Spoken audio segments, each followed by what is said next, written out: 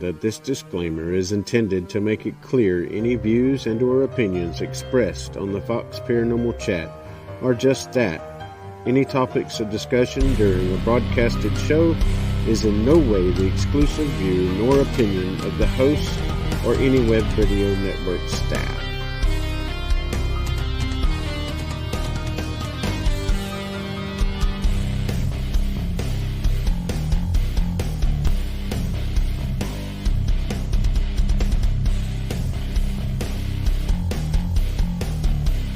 You're listening to the Fox Paranormal Chat on the Webb Radio Network.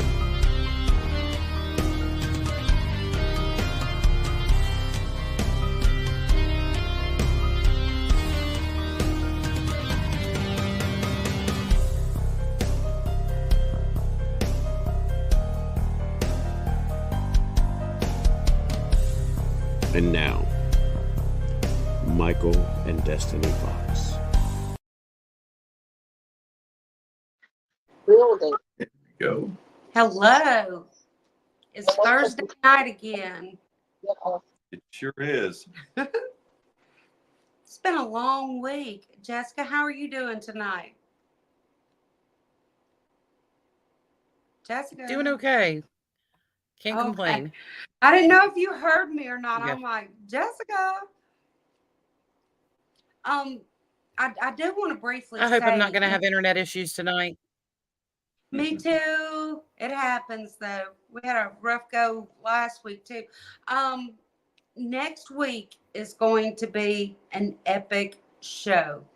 We have never disclosed all the details and all the places that we've been and told the story of Levada and the Hex Box. Next week, we're going to have Russell on the show, and he is the one that called us to his house. We're going to get to hear his story, and then we're going to get to tell some stories about the box that Russell doesn't even know. So some before and after. It's going to be a great show because we have never told the whole story from beginning to end. And we will be starting our show next week, hopefully at 7:30.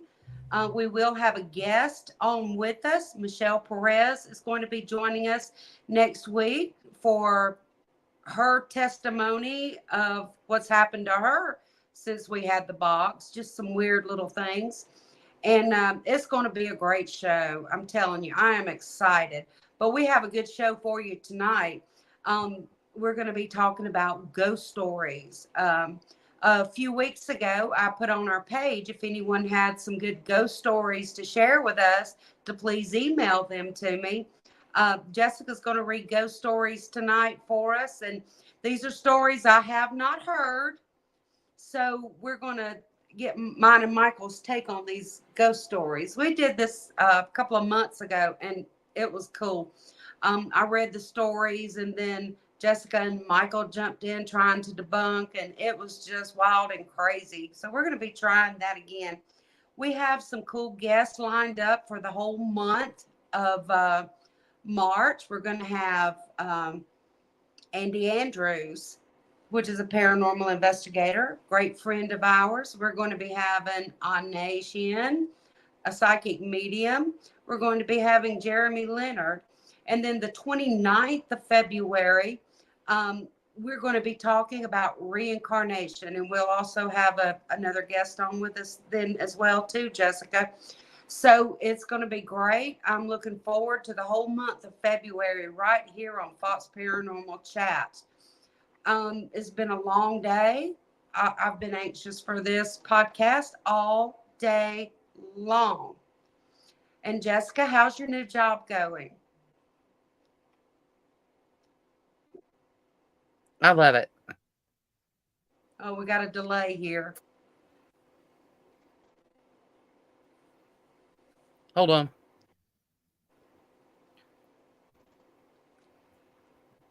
Darn technical stuff. Well, with the weather the way it's been, you know, it could be affecting some of the I'm internet surprised across. we've got internet right now. Yeah. We have a storm right now. Oh, yeah. okay. See, that could affect explains it. Yes.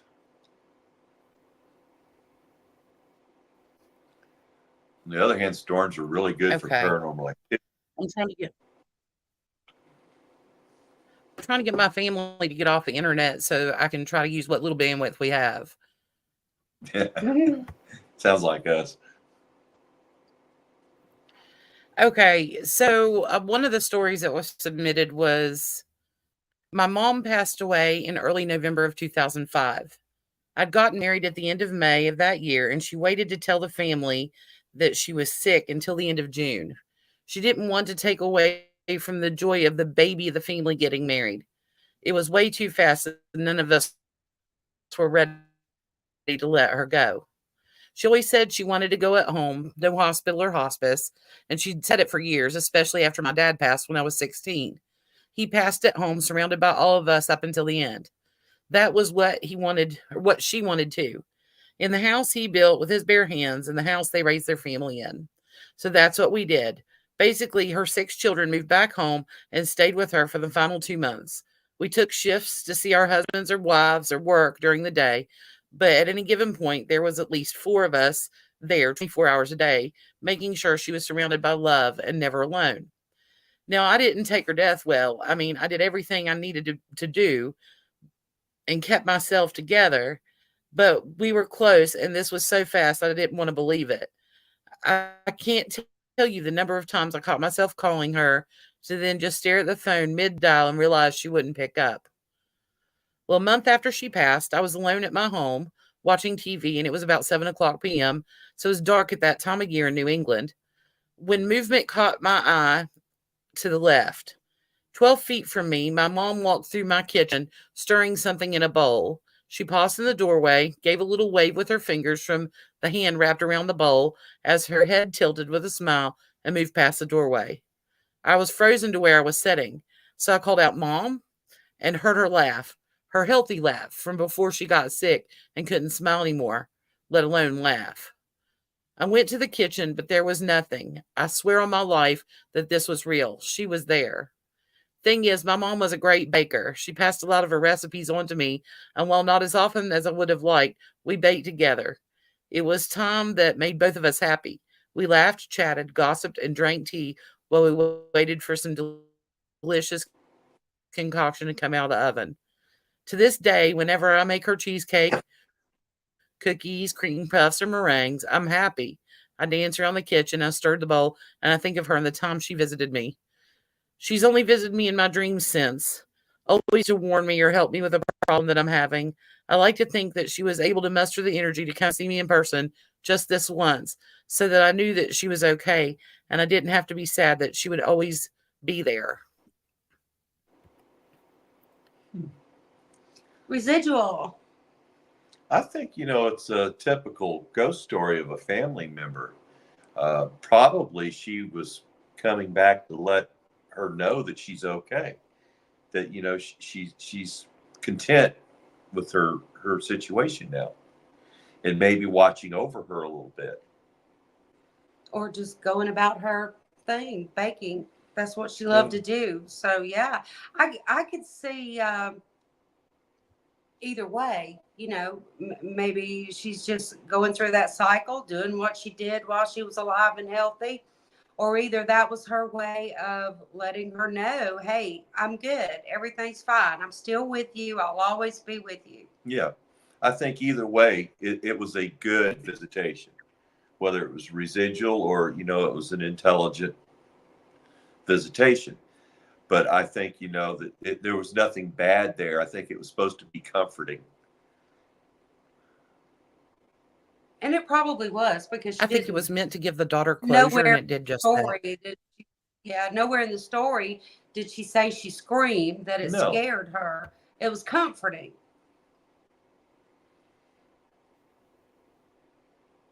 No, that was a very good story. That's more down to earth story, what we hear, time to time in our field of business, people telling us these type of stories. So that was a really good example right there. I give that story an A+. Yeah, that was a good one. Yes, that was a good one. Story. We heard everything you said, but your picture froze up a few times during there, so maybe that storm will hurry up and pass. But we heard you. You were still, your mouth wasn't moving, but we heard you. You know, your ventriloquism is good, girl. I've been practicing hard. I Yeah, can tell. I can yeah. tell. I never saw So your lips move. You're good. so I have another one, and this person says, my biological dad lives in a creepy old farmhouse he renovated. I was helping him build out the office late one night. He went to the bathroom and I kept plunking away. I was on the floor and I set my hammer down and I felt something, a presence. I looked to where I thought someone would be, but there was nothing. I reached back down for my hammer and it's out of arm's reach, maybe 5 foot further from where I had set it down. I hadn't moved at all. He comes back after he's finished and I tell him what had just happened and he laughed and said, the little girl must be playing with you. Little girl, what? He then says that every now and then he hears a little girl laughing and has even seen her. She's always wearing the same pair of overalls and she just kind of wanders around upstairs. I'm not the one to believe in paranormal experiences, but I have no explanation other than a little girl ghost just wanted to play. Hmm.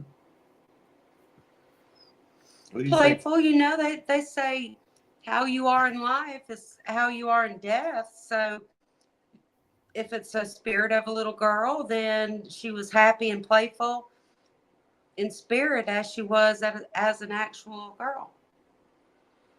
Yeah, I mean, that, could very well be the case. But with the lack of information You know, as on the a child, imaginary friend that was a little yeah, boy, I can tell you that they will move your stuff. Oh yeah, we've had stuff moved before, and actually saw it being moved. yes. Yeah, we've had stuff being moved before. That's another good story, especially for somebody, that says they were not a believer, but they have no other explanation other than it's got to be a ghost. That's interesting. He came to that conclusion, and he's even, been able to say the little girl that, resides in the home with him, and she shows herself every now and then. Definitely a poltergeist type of haunting. Is she likes to move stuff around. No, that's typical poltergeist. I don't know. Of We course, have a little girl spirit that lives on our property. She could show up in any of the buildings on the property. yes. Well, we've had She mostly giggles. yeah. Yeah, she does. But over the years we've had investigations and stuff that Destiny and I've done. It seems like the children's spirits are always drawn to her, and they always want to follow us home. Yeah. So, but we've never had any spirit that we believed was a child spirit that was evil or had any intent other than wanting attention. I remember we did a investigation a number of years ago in Alabama, and we had a child spirit there. You remember this case, babe? Where we got on the recorder the phone ring-a-ling. Oh yeah, Jackie's. I remember. Yeah. Now that was a really sweet thing. I mean, that made everybody smile, even though we were doing a paranormal investigation, because we got an EVP of a child saying ring-a-ling. So that was a good one. Yeah. Actually, it was a voice recorder I put down. Yes. Yeah. And I'd had my cell phone there too. And, when I laid the recorder down, I think she thought it was a telephone. Yeah, I think that's what she thought, or maybe Ring-a-ling. ring-a-ling. I wish we still had that. Yeah, that was a good EVP, especially since there was no children present. Right. No children on the property No. at all. But we've gotten some good EVPs over the years.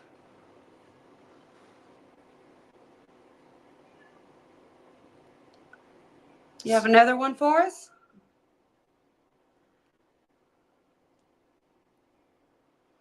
I do. Hold on one second here. Trying to get back to it. Everything's lagging a little bit.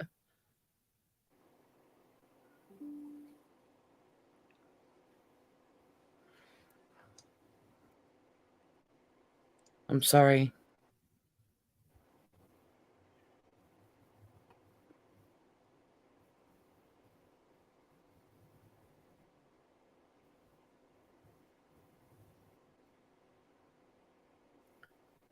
So this gentleman said, I used to work in a bar that wasn't exactly a jail, but temporarily held people awaiting court and sentencing.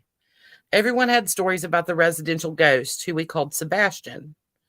The first time I saw Sebastian, I looked down the stairs while I was opening, and I saw some legs and black pants and smart shoes.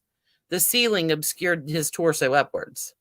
When I went downstairs to ask how he got in, he ran down the hallway and then vanished. A few other staff members mentioned seeing a man in a black suit who would be in the bar after hours while you'd be cleaning, but when you'd approach him to speak to him, he'd turn a corner and disappear. Sometimes after closing, you'd hear someone ringing the bells on staff members' bikes downstairs, or you'd hear a crash and the bikes would be moved to a different place. Other times, you'd see a man in black duck into the office, and by the time you'd enter, he'd be gone. The clincher that convinced all of us that it wasn't just a thing we all believed because we all joked about it so often was the day the new chefs came. They didn't speak much English and would leave once dinner service was over, so they never engaged in the Sebastian stories. One day, one of them asked about a man in black that kept leaning on the ordering window while they were cleaning. Sebastian was pretty chill, though. He never scared us or did anything mean. I think he just liked hanging out. Huh. The one thing we have never investigated is a bar. No. I want to go to Bobby Mackey's. Is that the name of it? Yeah. They're tearing it down. Oh no! Tearing it down. I think they're tearing it down, and I am just sad about it. Mm. That's too bad, because what I understand, that was a very good place. Yeah, I think I read somebody had said they were tearing it down, but they're just remodeling. Yeah, that's the one that had I'll the have to well in find the it. basement that they said was the portal to Well, I hell. hope that's the case. Hell. Yeah. Yeah, well, I guess if I became a ghost, I think I would want to hang out where I was most happiest at. And maybe that was his go-to place. I think about that sitcom that was on called Cheers. Oh yeah. That was their go-to place. That's where they all went and gathered friends, making new friends there. And so I think pretty much he just wanted to go hang out where he was happy. Yes. I think that could be, the situation here. It's interesting, the way they describe the activity, and they seem to be very cool with this type of haunting going on in the bar. Mm-hmm. So, of course, when you mix in all the equations of the bar and the customers and the alcohol, they probably see a lot of ghosts. Mm-hmm. And all the Jack Daniels. And... Yeah. But that is an interesting story, and I've heard other stories, similar to that, mm-hmm. and that talked about hauntings in bar settings and stuff like that. And even one, they actually caught a video, I think, one I saw one time, that had a child running across the floor in the bar. Mm-hmm. Now that was a little out of place. Nobody takes little children, to a establishment like that. Yeah, but it might not have been a bar before. It could have Yeah, been it could something be. else, and Could maybe be. that's how she came about being there. Hmm. But it's such a breath of fresh air where, when we get these type of stories, and because so many times as not, we get all these creepier stories and people's talking about how Dumbala's coming to get them and stuff. Um, when we were talking about that first story, forever when Michelle would come around, I would smell cigar smoke, and I actually saw the outline of a man, and I said, "You've got to tell me who this." Older gentleman with a cigar is that follows you around. And she says, I don't know who you're talking about. I don't know anything about it. So one night she's at home, and on her mirror, there was smoke residue. No one smokes in Michelle's home.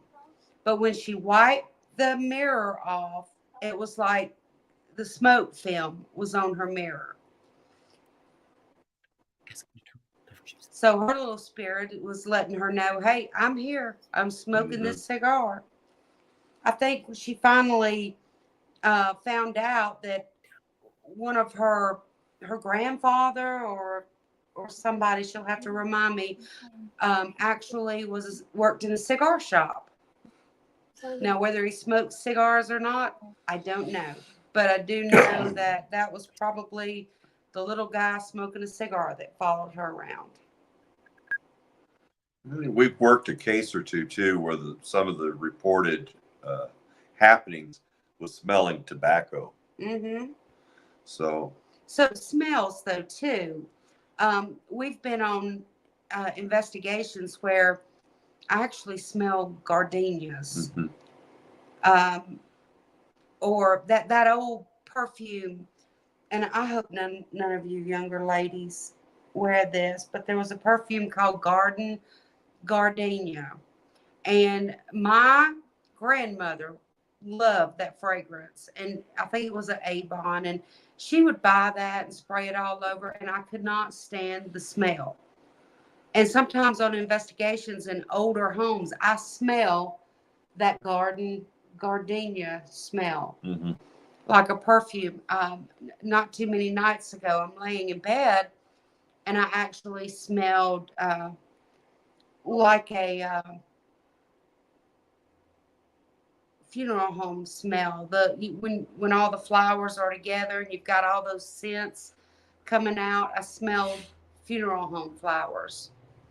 And so I've been just kind of like holding my breath on that one. The last time that happened to me, we had a relative pass away. So, I'm rebuking that. I don't want anything like that to happen. But there always seems to be reports or people saying smell, whether it's perfume or tobacco or something like that, usually when it's involving some type of haunting. And it always seems to be more likely when it's a family member they believe is come back. And when you're investigating the paranormal, you rely a lot on your senses, your vision, your hearing, believe it or not, your smell as well. We've always suggested to our ladies and men to wear, cologne or perfume. I'm always the one that forgets and does it anyway. But sometimes on investigations, you can smell scents like cologne or perfume or sulfur smells, sometimes musky smells. Those are relevant to your case. A lot of times they're relevant, especially if you've been through there 50 times and walked through a room and then you walk back through it and you smell something you didn't smell there before. Well, that's important. So your senses are very important when investigating too. Do you have another story for us? So we have, yeah, um, So this kid or gentleman he was writing about when he was a kid said when he was 15, he said, my dad was driving to a friend's house to practice some roller hockey. My buddy lived in a 2-story log cabin with a long winding driveway. It was the first time I'd been to his house and had been told his parents wouldn't be home until later in the evening. As we drove up, my dad says he thought my friend's parents weren't home, and I told him they weren't. He then points to the second story window and says, well, someone is here. I look up and see an older male dressed in Western clothing and wearing a big cowboy hat. This is Texas, so it isn't that unusual. I said, I guess they got home early, and shrugged it off. A while later, I mentioned something about asking his parents something, and he says they won't be home until later. I point out both my dad and I saw someone in the house, and he freaks out because no one was supposed to be there. We then go to the house and check it out and don't find anyone.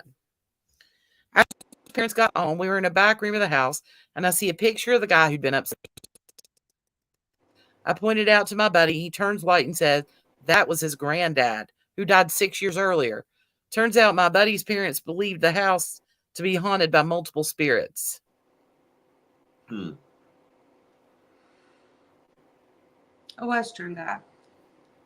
Well, it was Texas. Yeah, I mean, you can't rule that one out.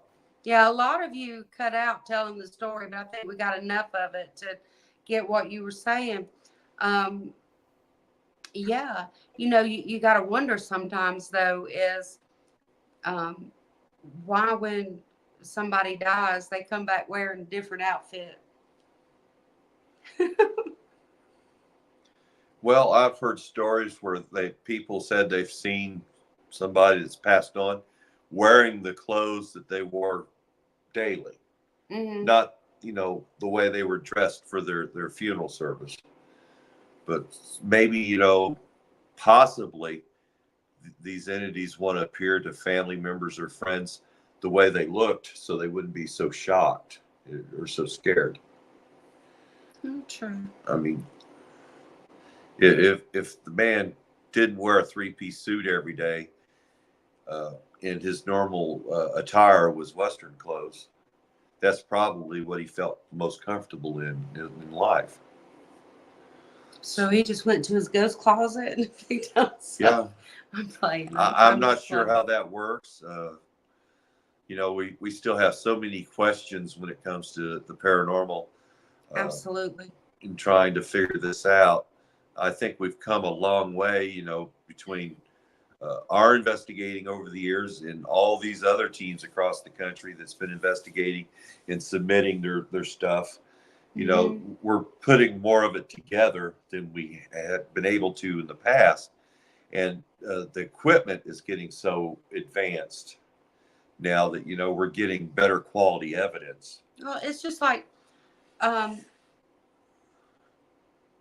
think it was like maybe the second apparition that I had ever seen. It was an older woman, and she was standing at the foot of my bed. And I was going through a change in my life. So this woman actually appeared there. She had on old clothing. She had on a bonnet. The bonnet had a little ribbon around it. It was round. She had on a dress. She had on an apron. But I made this out. But the way I saw her, she was like, I don't know, she really looked like a pencil sketch, like gray and then black, like she had been drawn. Yeah.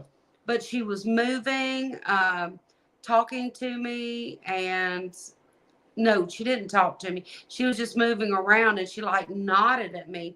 And I remember not being afraid, but what I do remember is I saw her. I looked at her for maybe 10 or 15 seconds. I could see her moving. She nodded her head, and I went back to sleep. And I was like, okay. When I woke up, it took me a minute to get awake that morning. And then I got ready to go to work. And then I remembered later that I had seen her. Yeah, he popped that up. Yeah, we were talking about that just a little bit earlier about the cigarette smoke residue that she had found on her mirror, but nobody smokes in her house. So, I'm telling her that's her grandfather that worked in a Cuban cigar factory. That I would, would possibly believe too, Mm-hmm. because of the situation, that nobody smokes there. Right. And to smell or have the residue on the mirror, you know, that's out there. Right. That's out there. I don't care who you are, that's out there. So yeah, you would assume or make that assumption that maybe it was the spirit of her grandfather, since he did smoke cigars.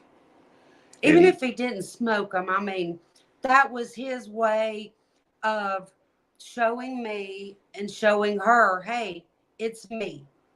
I'm your grandfather.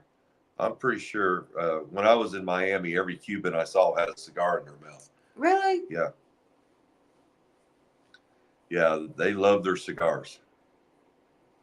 Did you smoke a cigar when you were in Miami? No, I don't smoke cigars. Oh, okay.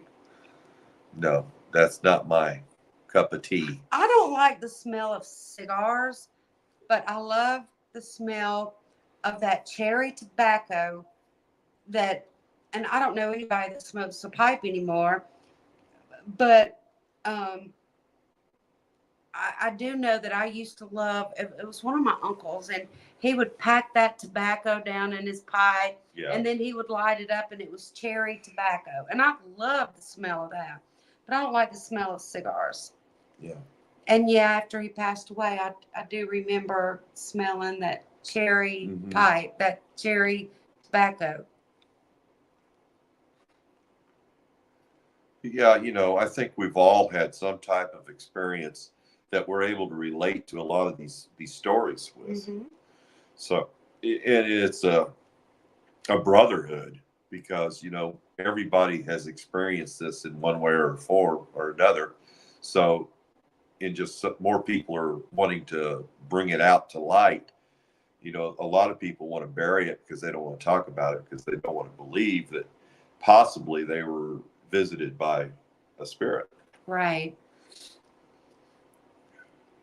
And some people pass it off as dreams. Like, Yes. I know that wasn't a dream that I found. And I believe it was because, you've got your maiden part of you.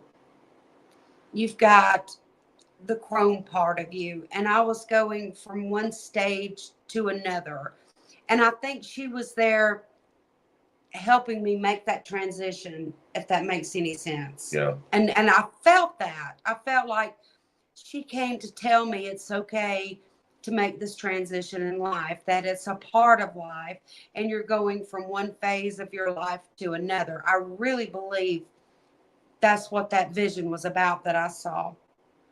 Yeah. Well, it is widely believed a lot of times that, a visitation like that, especially from a family member, it's easier for them to make contact with you when you're in a dream state. Well, this definitely wasn't a family member. If it was, it was one that I never met. Hi, Jared. How are you, sweet baby doll? Jared.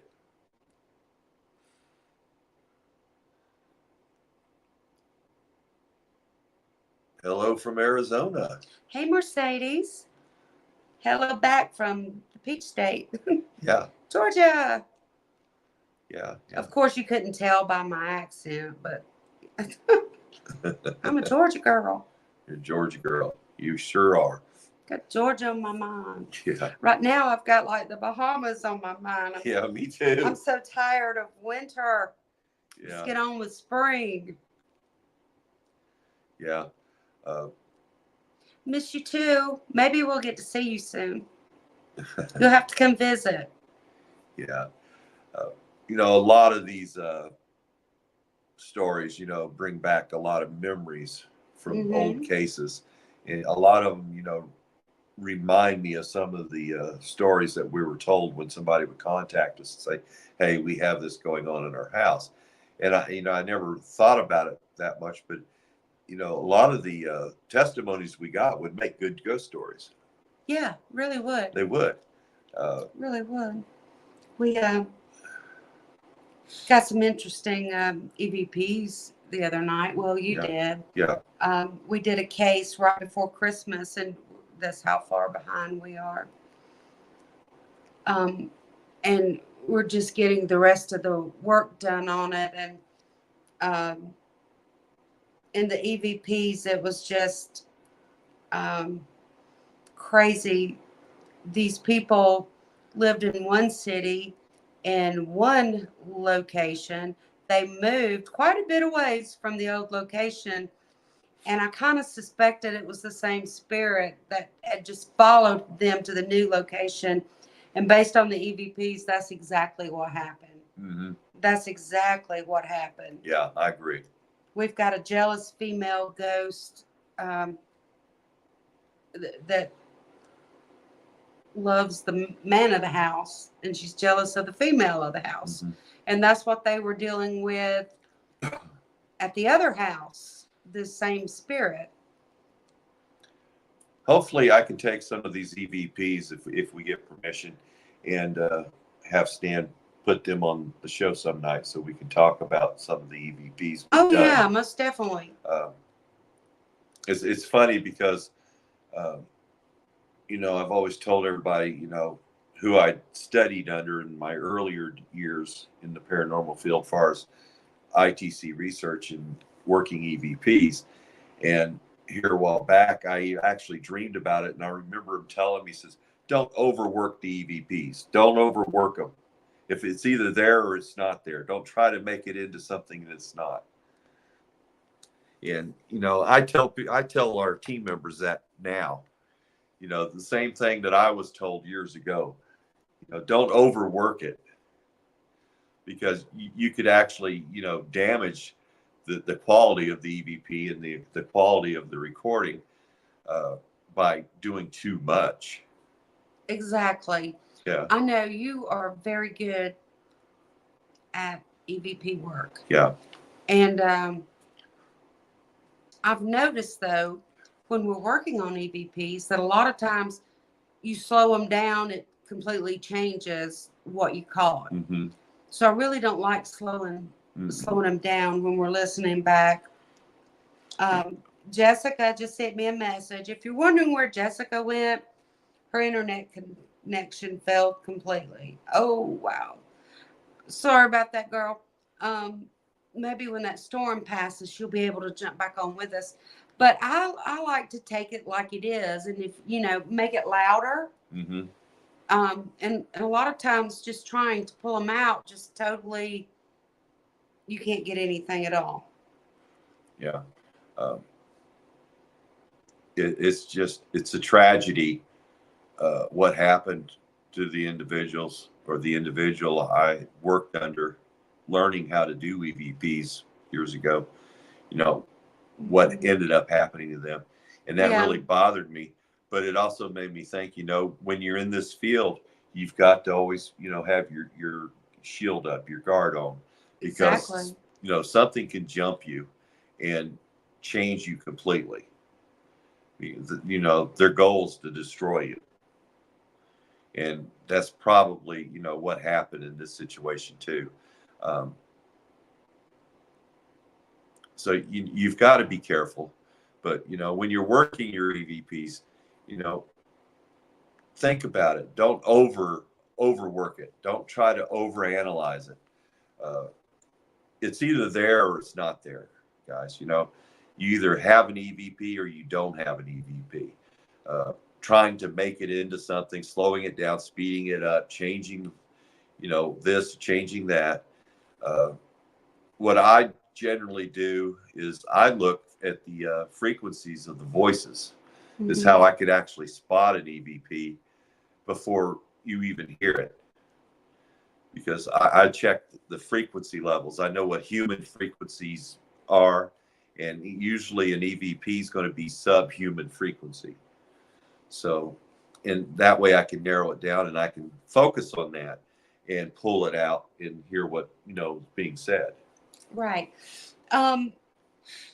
Since Jessica's storm knocked her internet out, I don't know if she's going to get to come back or not. I do want to share this about next week's show.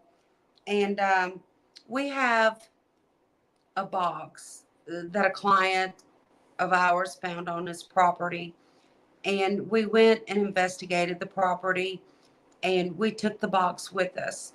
The box was featured on Repossessed, which aired on Hulu. It's now available on Apple and it's also available on Disney Plus. The show is called Repossessed. The box that we have was on the Cave Spring episode, um, season 1, episode 2. And we really didn't get to bring out the whole story of this box. But next week, next Thursday night, we have the client where we got the box from. Our original client. Yes. And he's going to share, and possibly we can share the video. I don't know if Stan can do that for us or not, but we have the video of our client originally opening up this box. Now, a lot of the things that were in the box since the airs hit it has deteriorated. The doll that was used in the box for the hex spell is still intact. Her dress is tearing up a little bit, but she's still here and she is into mischief still. Yes. So we're going to share the whole story. I think we're going to try to start about 7:30 because I'm telling you, I don't want to have to do a part 2 of this, but we're going to be telling the story, things that happened during the investigation, after we brought the box home, trips that we've taken with her, and things that's happened to people because of the box. Michelle being one of them. She actually got attacked by the box. She's going to be sharing that with us next week. Yeah. Yes. So we did invite Michelle to be a part of this because she was a big part of the story of the hex box. And we'll probably, I don't know, you think it's safe to bring the doll out? We have to keep the doll separate from the hex box because as long as she's separated from it, it's like the spell is kind of not working. It's not complete. But if we store her in the box with all the articles that came in the box, there is mischief. Like you would not believe mischief. So we have to keep her separated from it. But we're going to be sharing that whole story. And we may be showing you the doll itself. We have taken her around to several Paracons. Her last one being Connecticut. We were awfully brave when we took Levada, the haunted doll, to the Warren Seekers of the Paranormal with Annabelle just, 100 feet away, 200 feet away. Yeah. But she stayed at our table and she behaved herself. We have to do a cleansing on the box ever so often. Also, whenever Jeremy Leonard is around, we get him to bind it. We have to do this quite frequently. Things happen when the doll is with the box. And I'll be honest with you, things like sickness, people in our home get sick for no reason, just sick. And it's one after another one. And we found that as long as the doll is separated, we don't tend to get sick. It took me getting sick several times, one behind another, just constant. And then back to Michelle. Michelle said, "Where's the doll? Where's the box?" And I'm like, "It's at the foot of my bed." She said, "Get it out of your house." We took the doll out of the house, the box. I started getting well immediately. Brought it back in. I began to get sick again. So, we experimented a lot to try to find out how to keep this contained and keep it safe to keep in our possession. At one time, we did have the box in a safe place, away from all of us, and that was for our safety. But we did go and retrieve it and bring it back to the property. Actually, half of the box is stored, well, the box is stored in one building and the doll is stored in another one. But you're going to get to hear that whole story next week. It's exciting, and I can't wait to tell it. I can't wait to share this with you guys. A true, legit haunted box. I'm thrilled, because I've told the story all over the country. We've been asked to, speak at all these different Paracons, and we've told the story, and I've been, privileged to stand up there and tell most of the story. But we've never told the whole story. No, we've never told the whole story. We just highlight it. But bringing our original client on, you guys are going to hear it from the horse's mouth, so to speak. Right. And I think that is validation like none other right there. Absolutely. And you guys are going to absolutely be fascinated with Russell. I can't wait. I can't either. He's excited about doing this show about the Xbox. There's Jessica. She's back. I fell and it hurt. Ooh. Oh no. That like my whole internet just crashed. I think it was because of the storm. Yeah. It may But have been. everything just shut down. Yeah. And I tried to come back on my phone. That didn't work either. Yeah, I saw you trying to get in. It probably was the storm. I bet it was. Yeah. Probably was the storm. The reason that we do our podcast from a different building on the property is because in my house, it goes in and out. We were doing the podcast before. It was not unusual for Michael and I just to all of a sudden not be there anymore on our podcast. So we would be in and out.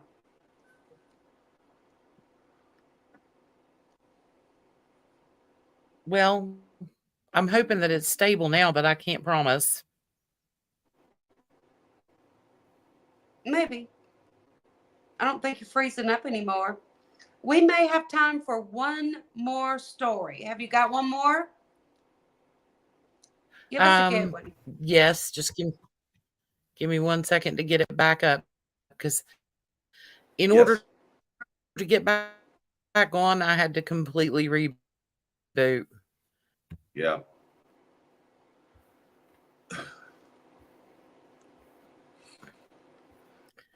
I see you. And she sees Jessica. Oh, You can see me? We can see you. Who was that? That reminded me of that ghost story on television. I see ghosts. I see dead people. I see dead people. I've really seen dead people before. I have too.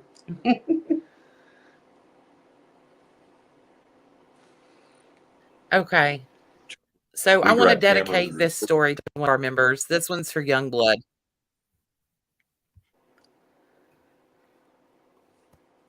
Are y'all ready for one more? Yeah. Yes. Okay.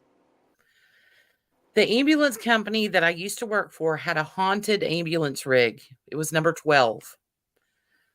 A lot of EMTs had stories about it, but I never put much stock in paranormal stuff. That is, until I had my own experience with Rig 12.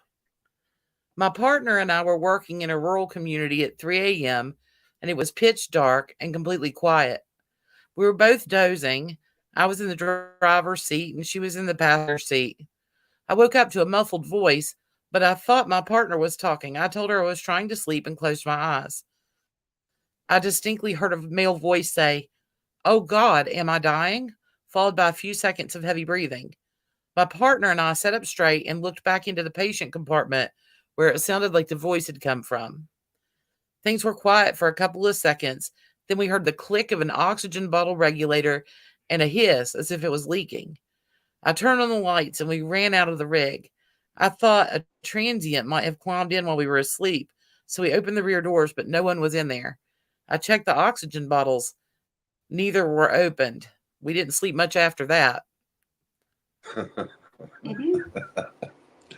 I bet. I like that one. I do. That's a good one. I believe an ambulance could be haunted. You know, I think a lot of people die in sometimes ambulances. absolutely. And what if you're destined to be attached to the place where you die? That is very possible. So you die in an ambulance. Well, that's where your spirit's bound to. Well, they probably come back because they got the bill for the ambulance. That's possible too. They might have died when they So saw that the would be bill of the reason not to ambulance. come back. Yeah. But wow. When I read Now that every time, one, I thought about one of the stories back when I did volunteer rescue about the fire department and the EMS were in the same building, and it was a volunteer. So you would either go and pick up an ambulance or you would drive your car to the scene and meet the ambulance there or work on people until the ambulance got there. And there was one night that we were at the fire station and we were cleaning out the ambulances. Like every once in a while we'd go and we'd just give them a real good deep clean. And we were in one of the ambulances in the back, and it was me and another young girl because we were both in our early 20s. And we heard a man's voice say, "Help me." But there were no men on property. It was just the ladies. And we looked at each other. We were both in kind of shock. She said, "Did you hear that?" I said, "I did." We got down out of the ambulance. We looked all over trying to find a man screaming for help. We never did find anybody. And we were wow. convinced that ambulance was haunted. So I believe in it. Oh yeah. Oh yeah. Maybe we'll get the opportunity to actually investigate an ambulance one day. Yeah. Set in one. Maybe Youngblood. I wouldn't rule out that an ambulance could be haunted. I mean, you know, we've heard of aircraft being haunted. We've heard of trains being haunted. The craziest thing is we investigated the funeral home. You know, that to me would not be the place I'd want to hang out as a spirit. You know, if I was there, I don't want to be in a funeral home. I hope my ghoster coaster I bought's not haunted. Well, I hope my not little either. Camper. It's old. It could be. I hope not. No, I don't think But so. it'd be cool if it was. Well, if it is, It we'll wouldn't do be one. the scariest thing we've seen. No. It's a little. I bought a little tiny camper, and it is the ugliest little thing right now. But I'm gonna fix it up. I've already got a sink picked out and a little toilet. Excuse me. And I've already got my colors picked out. This is my project, and I'm gonna fix it. And I say that, and this time next year, I'm going to be on here saying, yeah, I've really got to get out and fix my ghoster coaster. But not really. I'm really going to fix this up. I've got my colors in mind to paint the inside. I already know what I'm tearing out and what I'm keeping in there. And I don't know. I've just got this vision in my head. And it's actually going to mostly be used for base camp when we're on investigations, or just a place where, you know, team member can go sit down, relax a little while, or, you know, sometimes you just get drained when you're on an investigation. Yeah. I know that happens to me. They drain me. I go to sleep. And a lot of times, and I think that's why I'm the It'd be first one worth in it just to have bed. our own toilet. Yeah. Mhm. What do you? I'm going to send you pictures of my little stuff that I'm going to buy and put in there. It's going to be so girly. Yeah, she's already been shopping. Yeah. She's It's going to be the glamping. girliest thing. Yeah.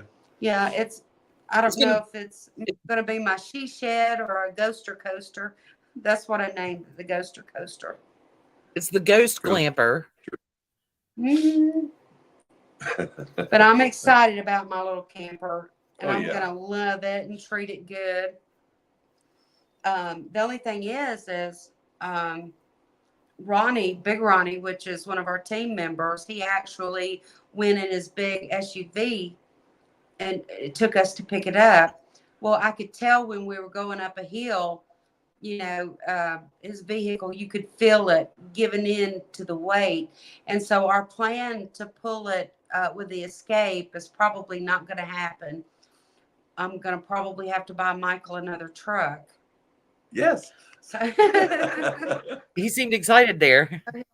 so he'll have something to pull. Well, it's only fair. You bought me a new car, so I guess, but you're not getting a new truck. I'm not that giving. I'll get you a good used one. Okay. But yeah, I'm excited about my little ghoster coaster, and I can't wait. I may put pictures of it up on my page. I've kind of been like ashamed to right now because she's dirty and, Yeah, we got to get some brushes out there and clean it. Yeah, I think it's been sitting like in the woods for a long, long time where we got it from in a park there. And people actually rented this to live in it. Mm-hmm. And so, I've got to do a deep cleaning. Got to pull the old mattresses out, the old cushions, and, put all new stuff in it. And then when I get mad at Michael, then, he doesn't have to sleep in his vehicle all night long. He can go to the coaster. No, you don't make him sleep in his vehicle. You have a perfectly good couch. No, sometime before daylight, I'm known to send him a text and say, just get in the house. Come on.